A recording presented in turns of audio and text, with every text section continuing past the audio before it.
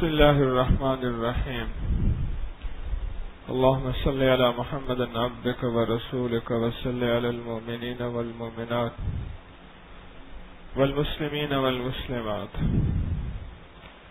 ابھی فجر کی نماز میں ایک سورۃ النجم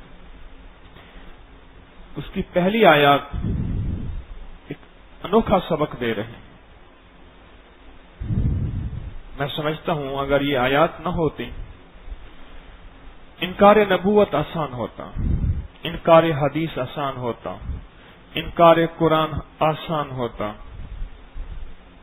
کہ قرآن کھڑا ہوا ہے، نعوذ باللہ، حدیثیں گھڑی ہوئی ہیں، اور ثم نعوذ باللہ نبی علیہ الصلوۃ والسلام خود کھڑے ہوئے ہیں، اپنی مرضی سے کہہ دیا میں نبی ہوں. اللہ پاک نے قسم اٹھائی والنجم اذا ہوا، اور آگے اللہ پاک نے فرمایا، قسم اٹھا کے فرمایا وما ينطق عن الهوى ان هو الا وحی یوحی. یہ جو آیت ہے نا چھوٹی سی، وما ينطق عن الهوى، ٹھیک پڑھا میں نے؟ ان هو الا وحی یوحی. یہ جو آیت ہے نا، یہ یعنی اس آیت کو پڑھتے ہوئے ایک دم کلیجہ دہل جاتا ہے کہ تم یہ نہ سمجھنا کہ میرے حبیب اپنی مرضی سے کچھ بیان فرماتے ہیں. وما ينطق عن الهوى، اپنی مرضی سے نہیں، ان هو الا وحی یوحی.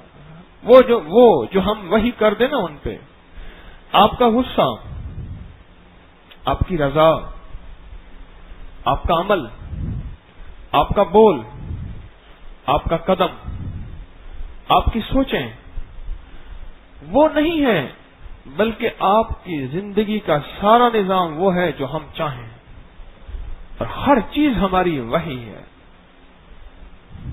اس سے مراد کیا ہے؟ شخصیت پہ جب تک اعتماد نہ ہو اس کی بات قابل اعتماد نہیں ہوتی. اصول ہے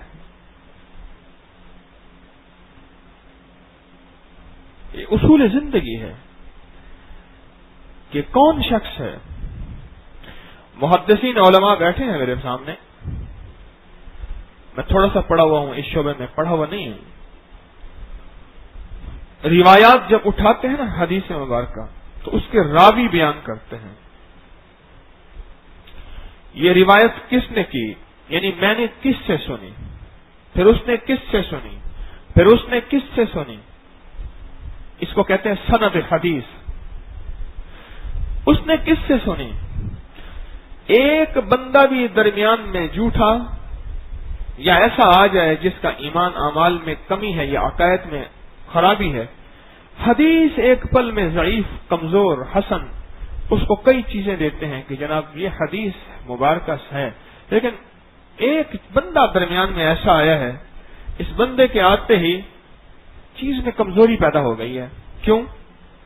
اس کی وجہ سے کوئی یہ اضافہ کر سکتا ہے، کوئی چھوٹ چیز چھپا سکتا ہے، کوئی چیز بڑھا سکتا ہے. اللہ پاک جل شانہ نے اپنے حبیب کو ایسا اجلا، ایسا مسجع مکفّا، اور ایسا واضح اور خوبصورت اور ایسا پر اعتماد بیان کیا ہے کہ قسم اٹھا کے میرا اللہ فرماتے ہیں میرا حبیب اپنی مرضی سے کچھ نہیں فرماتے. میرے آقا سرور کونین صلی اللہ تعالی علیہ وسلم اپنی مرضی سے کچھ نہیں فرماتے. ٹیک چھوڑ نہیں دیتے تھوڑی سی، ستون کے پیچھے بھی، ستون کے پیچھے ہوئے تھے بندہ آپ کے ساتھ.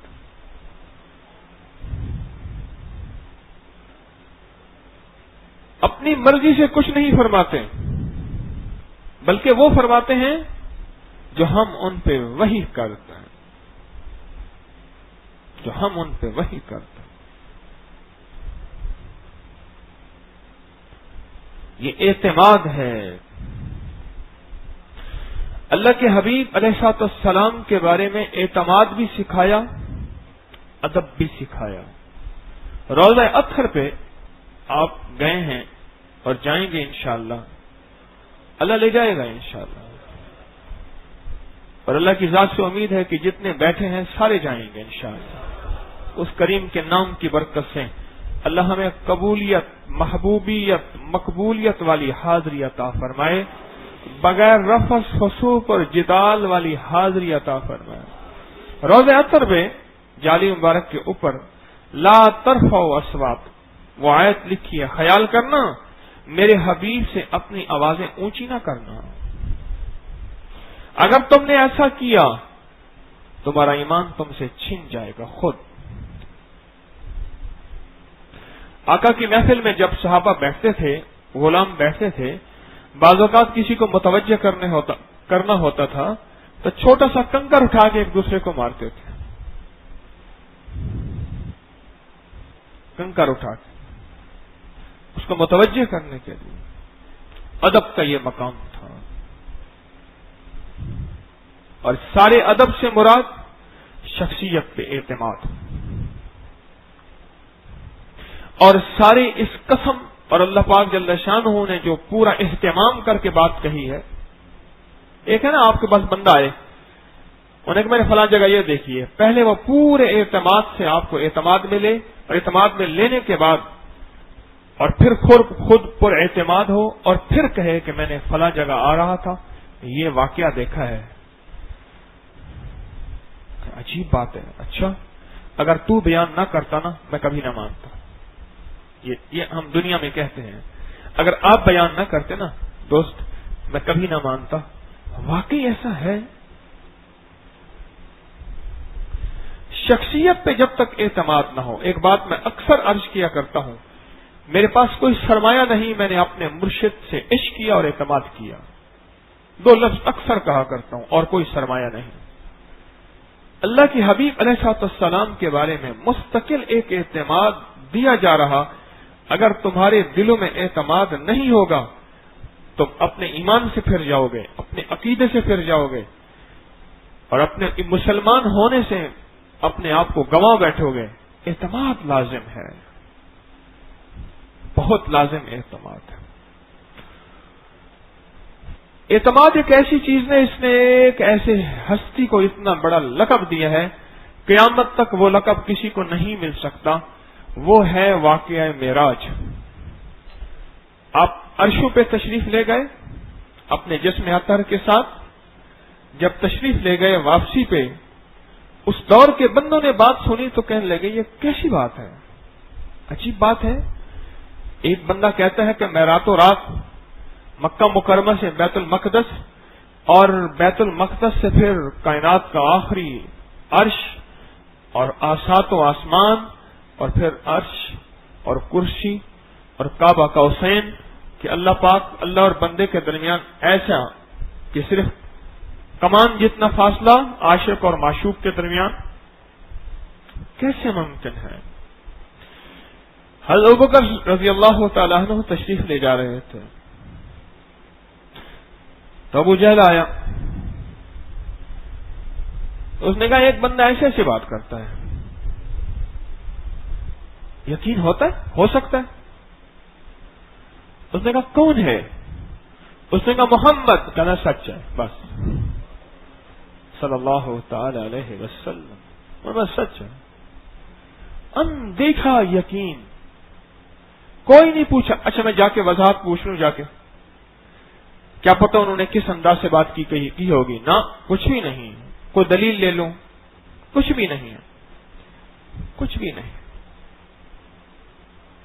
کچھ بھی نہیں ہے، کچھ ان سے وضاحت پوچھ لوں، کوئی دلیل لے لوں، کچھ بات، کچھ بھی نہیں۔ یہ چیز ایسی بنی کہ انہیں اللہ پاک جل شانہ نے سچوں کے سچا صدیق کا لقب دے دیا، اور ان کو لقب مل گیا، حالانکہ انہوں نے سچائی کی تصدیق کی پر وہ خود سچے بن گئے۔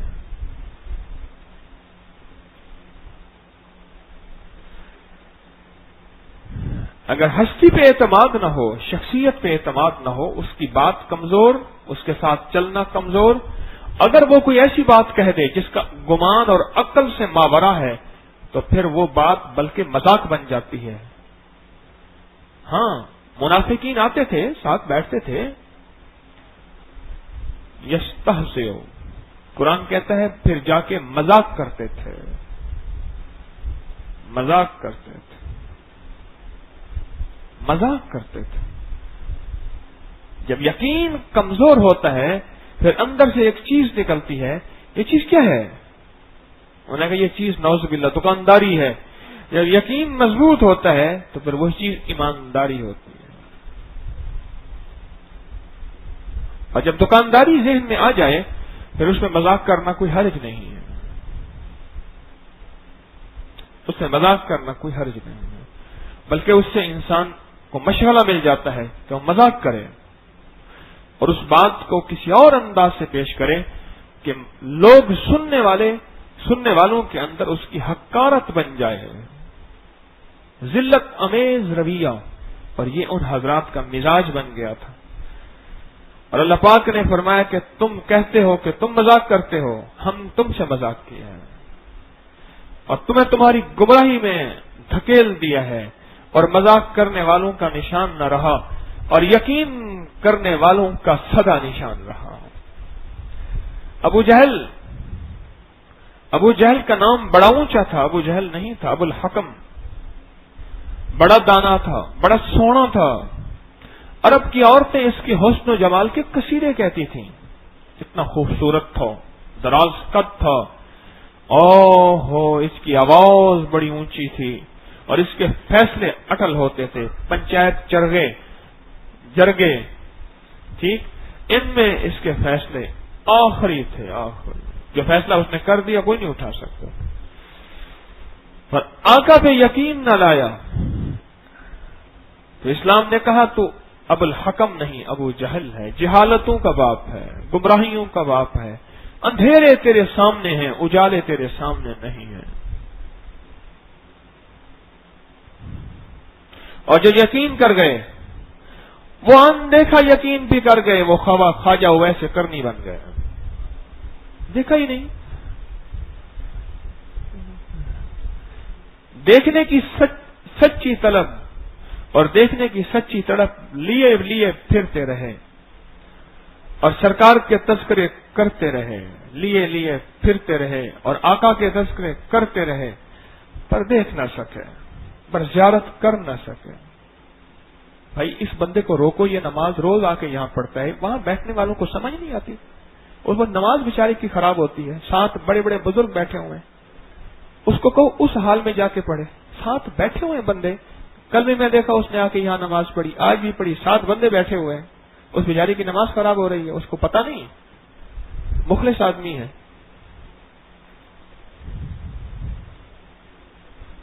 کیا بات عرض کر رہا تھا؟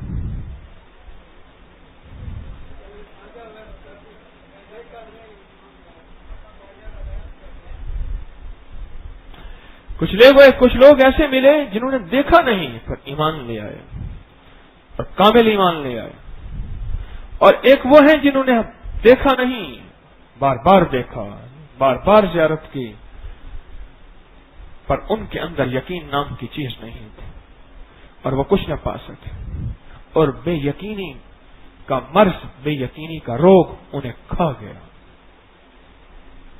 انہیں کھا گیا۔ آج کی یہ آیت میں نے سنی نا فجر کی نماز میں، تڑپ گیا کہ مولا ہمیں یقین عطا فرما اور یقین کی دولت عطا فرما۔ بت پہ یقین ہوتا ہے، کہتا ہو جاتا ہے، اور ہو جاتا ہے، 100% ہو جاتا ہے، کرتا اللہ ہے، پر اس کو یقین ہے ہو جائے گا۔ کچھ لوگ ایسے ملے قرآن پاک کی آیت اس انداز سے پڑھتے ہیں کہ میں خود حکیم طارق بھی ٹھیک نہیں پڑھ سکتا، پر مجھ سے بھی نیچے کی درجے کے گئے گزرے، ایسے انداز سے قرآن پڑھتے ہیں، پر ان کو یقین ہے، اور یقین ایسا ہے کہ ہم پڑھیں گے ہو جائے گا، ہو جاتا ہے۔ ان کا لہجہ کمزور ہے، ان کا عقیدہ اور یقین کمزور نہیں ہے۔ بعض اوقات لہجہ مضبوط ہوتا ہے، زیر زبر تجوید اس کی لاجواب ہے، پر یقین کمزور ہوتا ہے۔ حضرت مفتی محمود حسن صاحب دارالعلوم کے بہت بڑے محتمم ہیں، ان کے میں پڑھ رہا تھا حضرت کے ملفوظات میں کہ ایک دیہاتی ملا، وہ قل هو اللہ احد سورۃ اخلاص کو دیہاتی انداز میں ایسا اس نے پڑھا کہ ہم حیران رہ گئے کہ یہ قرآن پڑھ رہا ہے یا کیا پڑھ رہا ہے۔ کہنے لگے ہمارے ایک عالم نے اس کو بیٹھ کے سورۃ اخلاص دم کیا، بندہ ٹھیک نہ ہوا، پر وہ آیا اس نے دم کیا، اسی وقت ٹھیک ہو گیا، اسی وقت ٹھیک ہو۔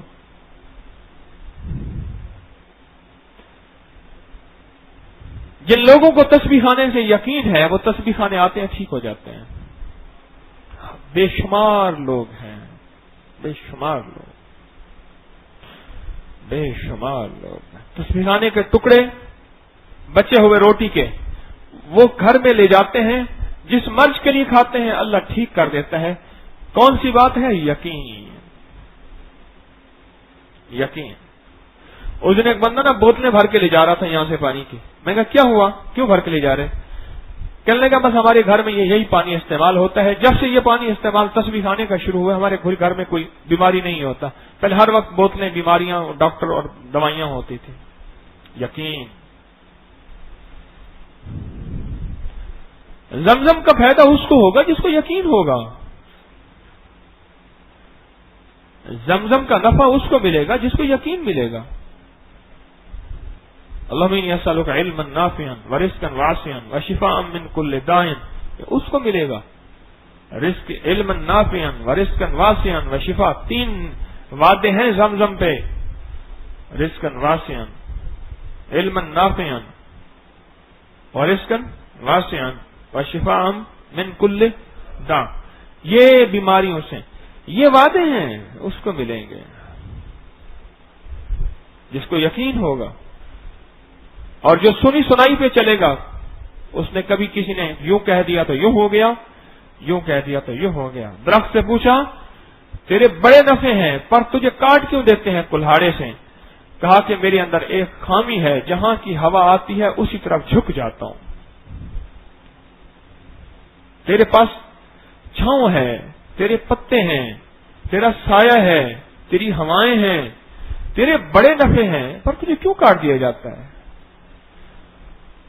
کہنے لگا میں جس طرف کی ہوائیں آتی ہیں نا میں اسی طرف جھک جاتا ہوں، بس یہ میرے اندر نقص اور خامی ہے، قصور ہے، اس لیے کاٹ دیا جاتا ہوں۔ جب تک پیغمبر پہ یقین نہیں ہوگا، پیغمبر نے اللہ کی منوانی ہے نا، اس لیے فرمایا ماں کہہ دے چھت سے چھلانگ لگا لے خودکشی، باپ کہہ دے چھت سے چھلانگ لگا لے خودکشی، اور محمد کہہ دے چھت سے چھلانگ لگا دے شہادت ہے صلی اللہ تعالی علیہ وسلم۔ یقین۔ آج کی آیت نے یقین کی ایک انتہا کر دی کہ میرے بندوں خیال کرنا، میرے حبیب اپنی مزاج، اپنی طبیعت، اپنی مرضی سے کچھ نہیں فرماتے جب تک کہ وہ چیز جو ہم ان کے دل پہ وحی نہ کر دیں۔ وہ چیز اصل ان کی نہیں ہماری ہوتی ہے، فقط میرا ہاتھ چل رہا ہے، انہی کا مطلب نکل رہا ہے۔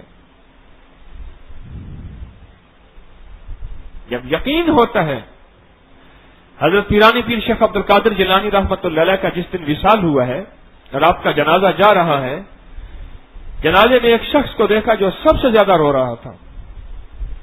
لوگوں نے کہا کہ شیخ کے زندگی میں تو آج تک اس کو کبھی محفل میں نہیں دیکھا آتے ہوئے، کون ہے بتا نہیں؟ ایک صاحب نے ان سے پوچھا کہ آپ کون ہیں؟ کہ میں پڑوسی ہوں۔ اچھا۔ کہنے لگا رات میں نے خواب میں دیکھا کہ ہمارا ایک دوست تھا اس دنیا سے رخصت ہو گیا پر تو محروم رہا۔ کون؟ عبد القادر۔ جن کے بارے میں لوگ باتیں کرتے تھے۔ پڑوسی کوئی کہتا تھا کیا ہوا، کوئی کہتا تھا یوں ہوا، کوئی کہتا تھا یوں ہوا، اور کوئی کہتا تھا یوں ہوا۔ کہنے لگے پتہ چلا کہ اوہو، میں تو سنی سنائی کی بے قدری میں مارا گیا، اتنی بڑی ہستی میرے پڑوس میں تھی۔ یہ پڑوس ایسا ظالم ہے، اس نے تو نبوت سے بھی محروم کیا، مدینے والے سے مکہ والوں کو پڑوس نے محروم کیا نہیں کیا؟ یہ پڑوس ایسا ظالم ہے، یہ قرب ایسا ظلم ہے، اور کتنے خوش قسمت ہے جن کے لیے نعمت ہے۔ یہ قریب رہنا بڑا خطرناک ہے، ہر وقت ساتھ رہنا، اکثر ملتے رہنا بڑا خطرناک ہے، بہت خطرناک ہے۔ بڑوں کے دلوں سے عظمتیں چلی جاتی ہیں، اور جب عظمت گئی بس، جب جل گیا ہے دل، جب جل گیا ہے جسم تو دل بھی جل گیا ہوگا، جب جل گیا ہے جسم تو دل بھی جل گیا ہوگا۔ کریدتے ہو راکھ جستجو کیا ہے؟ اب راکھ کو کرید رہا ہے، تلاش کر رہا، ہر چیز جل گئی۔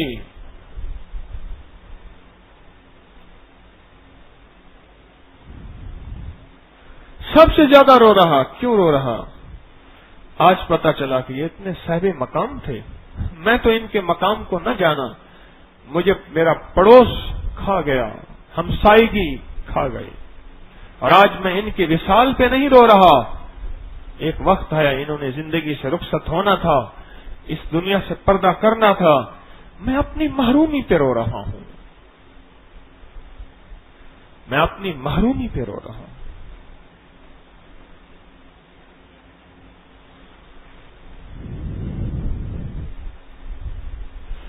جب مکہ والوں کو پتہ چلا نا، اللہ کے حبیب صلی اللہ تعالی علیہ وسلم، کچھ لوگوں کو بعد میں احساس ہوا کہ وہ تو اتنے بڑے مقام کے تھے، آخری نبی تھے اور پیغمبر تھے اور سید المرسلین، خاتم النبیین، اور اتنے عظیم مقام کے، تو کچھ لوگوں کو افسوس ہوا، پر ایک معاشرے کی بڑی آواز نے ان کے افسوس کو دبا دیا، بڑی مخالفت نے ان کے افسوس کو دبا دیا۔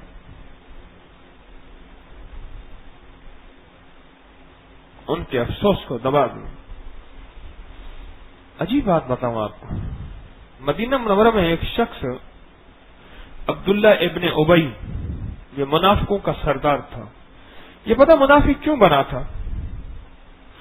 اس نے کمپین چلائی ہوئی تھی مدینہ میں، سماجی کارکن تھا، الیکشن کمپین چلائی ہوئی تھی، بڑا ورک کیا ہوا تھا اور بڑا پیسہ پھینکا ہوا تھا۔ سرداری کے لیے سردار میں بنوں گا، آقا میں بنوں گا، بڑا میں بنوں گا۔ جب میرے آقا ہجرت کر کے تشریف لے گئے، لوگوں نے تو ہاتھوں ہاتھ اٹھا لیا، انہوں نے کہا بس اب سردار ہمارے آ گئے۔ کہنے لگا مکہ سے ایک بندے کو نعوذ باللہ نکال دیا، اور مدینہ منورہ میں بندہ آیا، 4 دن ہوئے، جمعہ 8 دن، اور وہ بندہ آ کے یہاں کا سردار بن گیا۔ یہی بات عبداللہ ابن ابی کو کھا گئی، اور اندر اندر سے اس نے کاٹنا شروع کر دیا، اندر سے سازشیں کرنا شروع کر دی، اندر سے اس نے کاٹنا شروع کیا اور سازشیں کرنا شروع کر دی، صرف اس بات پہ، اس کے اندر یہی چیز تھی، اور اس چیز کی وجہ سے برباد ہو گیا، کچھ نہ بچا، دنیا بھی گنوا بیٹھا، ہمیشہ کی آخرت بھی گنوا بیٹھا۔ کائنات کا نظام یقین پہ چلتا ہے، رب ہے، ہاں ہے، دکھا کہاں ہے؟ فرشتے ہیں، کہاں ہیں؟ کہاں دکھا؟ کہاں ہے؟ ایک فرشتے کا کندھا دکھا، جس کا ایک کندھے سے کان تک اگر پرندہ اڑے 1 ماہ تک اڑتا رہے، اس کا کندھا ختم نہیں ہوگا، وہ اتنا بڑا فاصلہ دکھا۔ جنت کا درخت ہے، ہاں ہے، 100 سال تک عربی نسل کا اعلیٰ گھوڑا اس کے سائے کے نیچے دوڑتا رہے، اس کا سایہ ختم نہ ہوگا، جو ایک دفعہ سبحان اللہ پڑھے گا یہ اس کا ثواب ہے۔ کہا دکھا ثواب کہاں ہے؟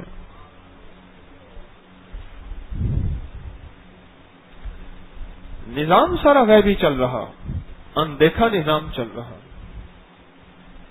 جو اندیکھے نظام پہ یقین کر کے چلتا ہے، اس کو اندیکھی مدد ملتی ہے، اس کو اندیکھا رب ملتا ہے، اس کو اندیکھی وسیع قبر ملتی ہے، اس کو اندیکھی جنت ملتی ہے، اس کو اندیکھا نظام ملتا ہے، اور وہ اندیکھا نظام تو ہوتا ہے. آپ نے دیکھا ہوگا, میری طرف دیکھیں ذرا غور سے, آپ نے دیکھا ہوگا ہر میت کی آنکھیں اور منہ کھلا رہ جاتے ایسے. ہاں, اتنا بڑا نظام, اتنی بڑی کائنات, ہر میت کا منہ بند کرنا پڑتا ہے, آنکھیں بند کرنی پڑتی ہیں. اچانک آپ کو کوئی چیز بندہ دکھائے نا, وہ دیکھو, ایک دم انسان کا منہ, آنکھیں پھٹی, منہ کھلا رہ جاتا ہے. جب وہ کائنات کا نظام دیکھے گا جو اندیکھا نظام ہے, جس کے بارے میں سنا تھا پر دیکھا نہیں تھا, جب وہ نظام حقیقی دیکھتا ہے پھر اس کو یقین آتا ہے کہ ہائے ہائے واہ, واہ مولا واہ. ہمارے حضرت رحمت اللہ علیہ کے پاس ایک بندہ آتا جاتا تھا.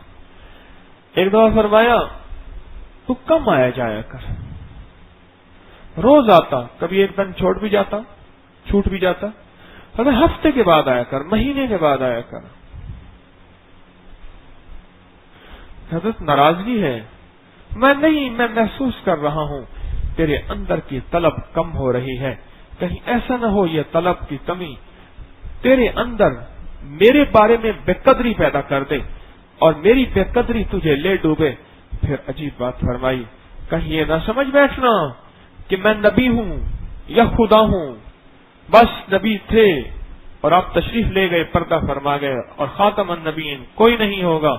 میں اس لیے کہہ رہا ہوں میں خدا اور نبی کے درمیان ذریعہ ہوں.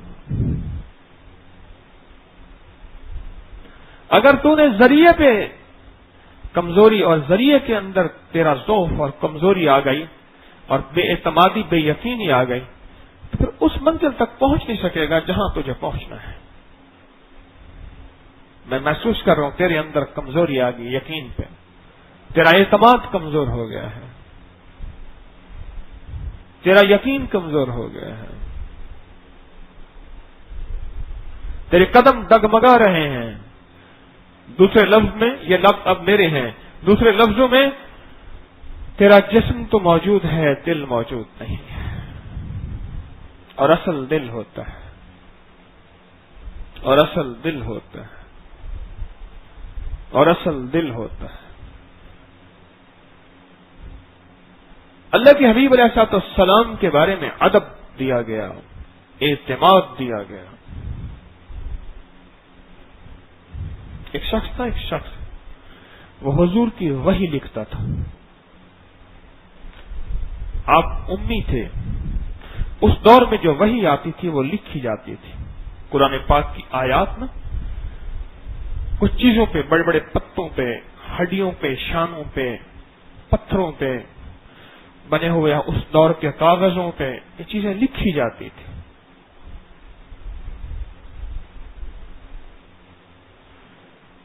قریب رہا, اس کو قرب کھا گیا, بے قدری میں آ گیا, اور اس کے دل میں, یاد رکھیے گا, جس ہستی کے ساتھ اگر ہستی با کمال ہو تو پھر بندے کے دل میں کیفیات آ جاتی ہیں, اب انہوں نے یہ کرنا ہے اور وہ کر لیتے ہیں. ہاں, شخصیت کا کمال جب ہو نا تو شخصیت کا عکس پڑتا ہے. پھر ایک دم خیال آتے ہیں اب یہ کریں گے, یہ کہیں گے. وہ اصل میں میرا کمال نہیں ہوتا, اس شخصیت کا عکس ہوتا ہے جو دل کے اندر. آقا لکھوا رہے تھے وہی قرآن پاک لکھوا رہے تھے اور وہ لکھ رہا تھا اور ایک دم کہنے لگا اگلی آیت یہ ہے فتبارک اللہ احسن الخالقین. غالباً یہی ہے, اللہ کم بیشی لفظوں کی دور فرمائے. آپ نے فرمایا ہاں یہی ہے, بس یہیں سے اس کا معاملہ گڑبڑ ہو گیا. کہنے لگا یہ تو خود اپنی مرضی سے میں نے اگر کہہ دیا, انہوں نے فرما دیا ٹھیک ہے, یہی مرتد ہو گیا. یقین ختم ہو گیا, ایمان ختم ہو گیا. قریب اتنا تھا کہ آقا کا کاتب وحی تھا, وحی کو کتابت لکھنے والا, کمپوز کرنے والا, لکھنے والا تھا. قریب اتنا تھا. اور یہ عظمت دل سے کھو بیٹھا, اور جب عظمت کھو بیٹھا نا دل سے, پھر ایک دم اتنا دور ہوا کہ اس کا ککھ نہ بچا، اور اسلام کے بغیر اور مدینے والے کے یقین کے بغیر مر گیا آخرکار۔ خیبر سے واپسی تھی، ایک شخص آقا کی سواری کا خادم،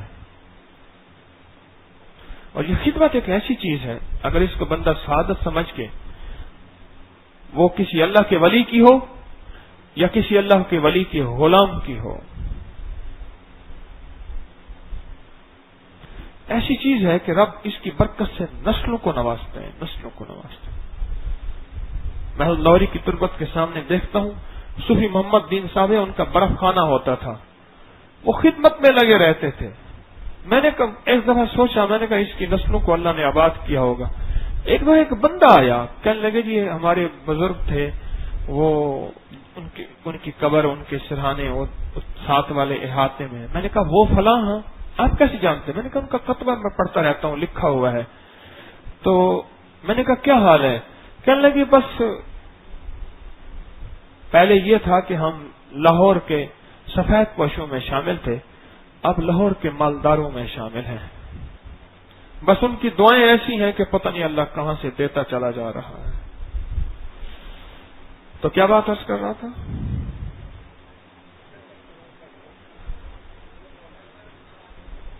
خیبر سے واپسی، اور ایک بندہ خدمت میں ساتھ لگا ہوا، سواری کی خدمت میں۔ ایک جگہ قیام کیا سارے قافلے نے، نماز کے لیے، کھانے کے لیے، کچھ آرام کے لیے۔ تو حضور اپنی سواری سے اتر کے تشریف لے گئے تو یہ سواری کا سامان اتار رہا تھا، دشمن پیچھے تعاقب کر رہے تھے۔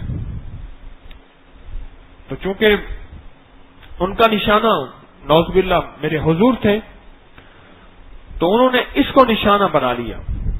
حضور کی اللہ پاک نے حفاظت فرمائی، اور اس شخص کو تیر لگا اور سینے کو پار کرتا ہوا، اور ایک دم جو قافلے میں موجود غلام تھے صحابہ، فرمایا شہادت مبارک۔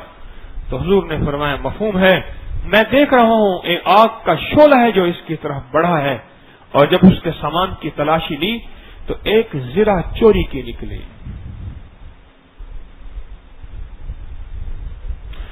میری آپ سے درخواست ہے، یقین کی دنیا میں آپ لے کے چلے ہیں، میں بھی اس کا محتاج ہوں۔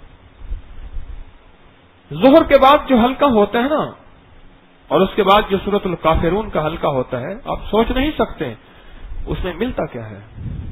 عصر کے بعد جو ذکر خاص کا حلقہ ہے، آپ سوچ نہیں سکتے اس میں ملتا کیا ہے۔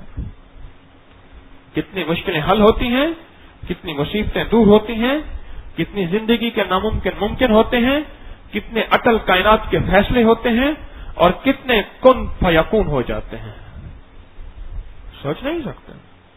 صبح کے بعد جو ابھی ذکر ہوگا، اس ذکر کو کرنے والا اور اس مراقبے میں شامل ہونے والا، رب اس کو کیا دے گا؟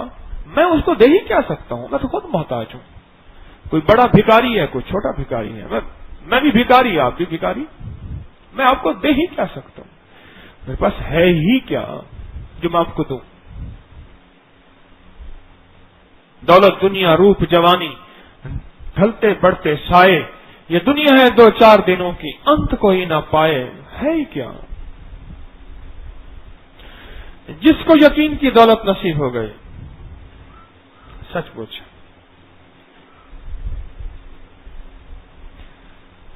ہمارے محلے میں ایک صاحب ہوتے تھے، فوت ہو گئے۔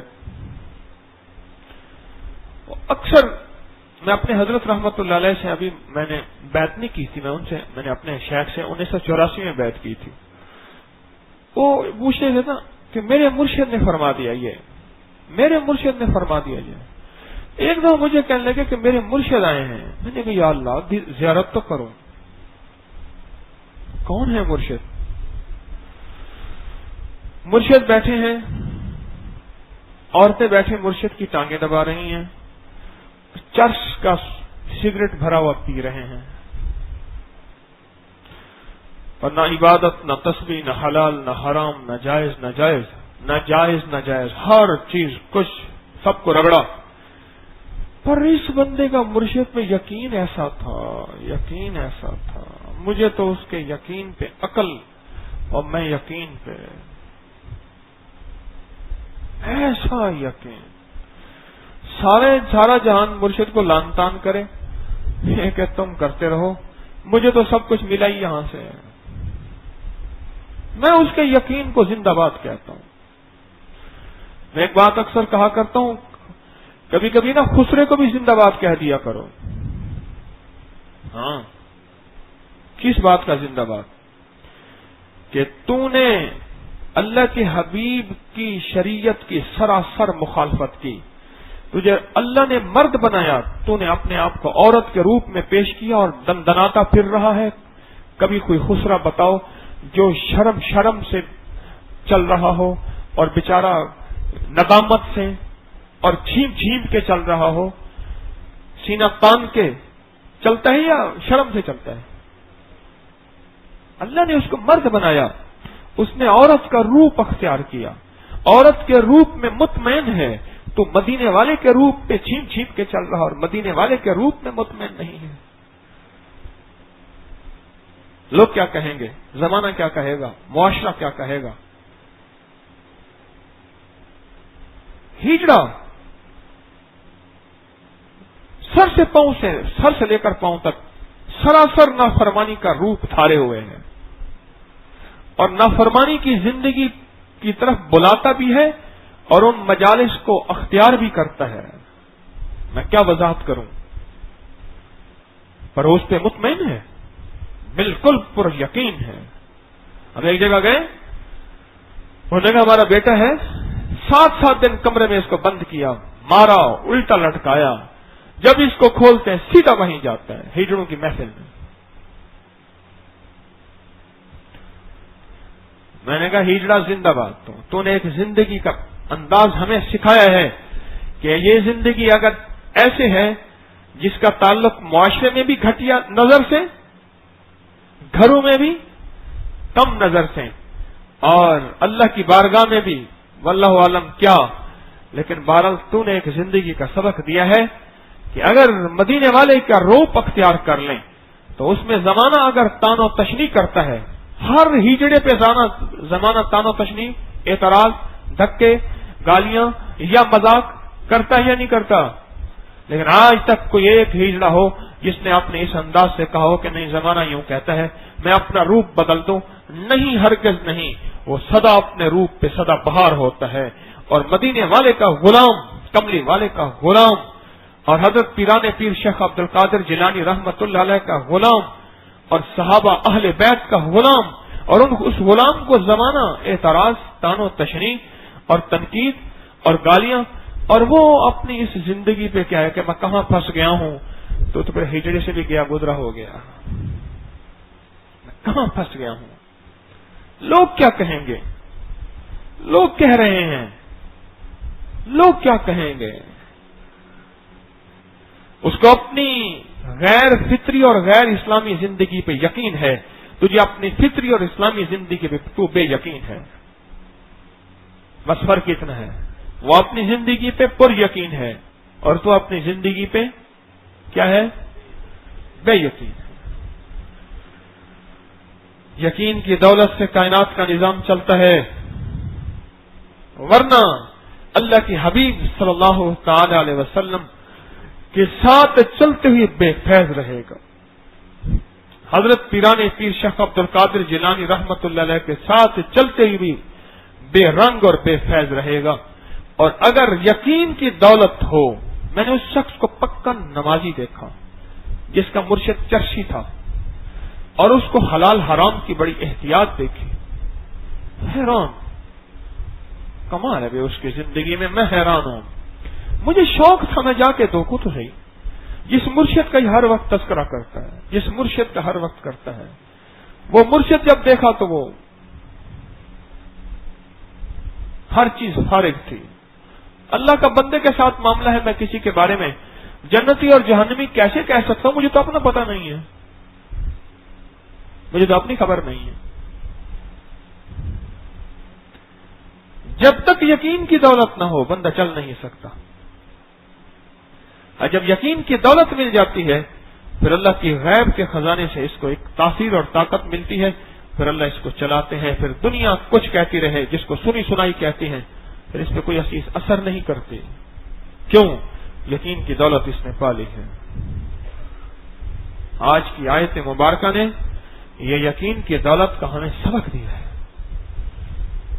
خیال کرنا، میرے حبیب اپنی مرضی سے کچھ نہیں کرتے، ان کی اس میں مرضی شامل نہیں، وہ تو ہماری وحی ہوتی ہے، وہ تو عرشی فیصلے ہوتے ہیں، وہ فرشی فیصلے نہیں ہوتے.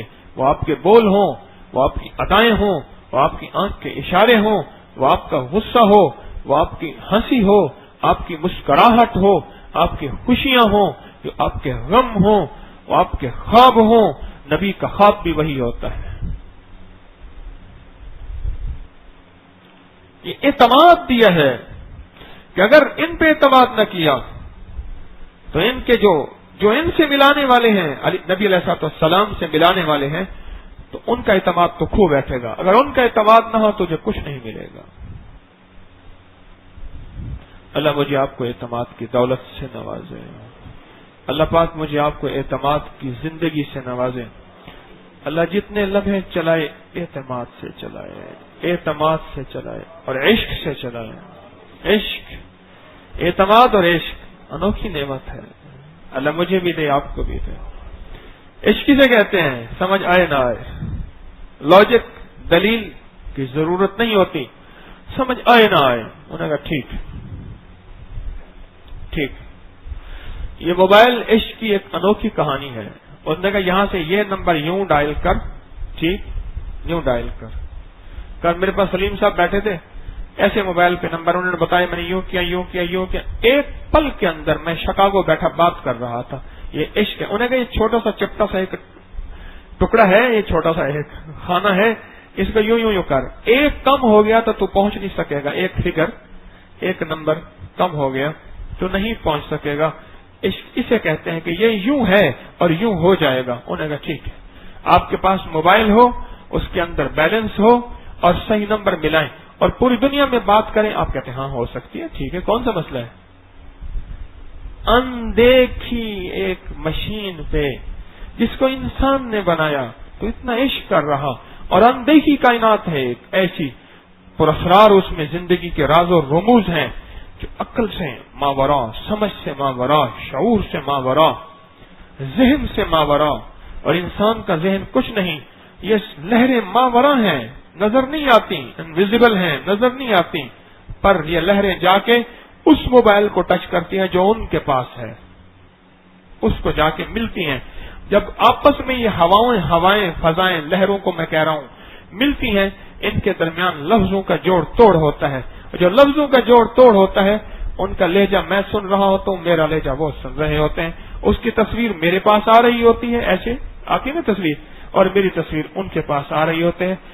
سچ کہہ رہا ہوں، بعض لوگوں کا اللہ کے حبیب سے ایسا جوڑ توڑ ایک پل میں ہے کہ ان کی تصویر، آقا کی لائیو تصویر اسی وقت آ رہی ہوتی ہے. لائیو تصویر اسی وقت آ رہی ہوتی. اللہ مجھے آپ کو یقین کی دولت عطا فرمائے. یقین کی دولت مل گئی، کائنات کا نظام بڑا آسان. اور یقین کی دولت مل گئی نا، تسبیح خانے میں رہنا سعادت مند ہوگا، ہلکا پھلکا ہوگا. اور اگر یقین کی دولت نہ ملی پھر تسبیح خانہ بھی بوجھل بن جائے گا. پھر تسبیح خانے میں رہنا بھی جو ہے نا پھر مصیبت سے خالی اور مصیبت بن جائے گا، مصیبت بن جائے گا. اس دن مجھے اپنے ایک ساتھی پہ بہت دکھ ہے. چھوٹی سی خدمت تھی، میں نے لگائی، انہوں نے کہا یہ پورے دن میں کیا یہ. میں نے کہا اوہو، میں نے کہا ان کو ہٹا دو، کام ہو گیا. پر اس کو وہ خدمت لگا کے کچھ ملنا تھا وہ نہ مل سکا. اللہ مجھے آپ کو یقین عطا فرمائے، کامل یقین عطا فرمائے. اب بیٹھ کے ذکر کریں گے اور یہی درد اس کریم کے سامنے بیان کریں گے. مولا اپنے اس نام کی برکت سے اس دل کو یقین سے بھر دے، اس دل کو یقین سے، اس نام کی برکت سے. اور پھر مراقبے میں جائیں گے تو اللہ کی ذات کا تصور کریں گے کہ اے اللہ، ہاں اس دل کو اپنے نور سے بھر دے،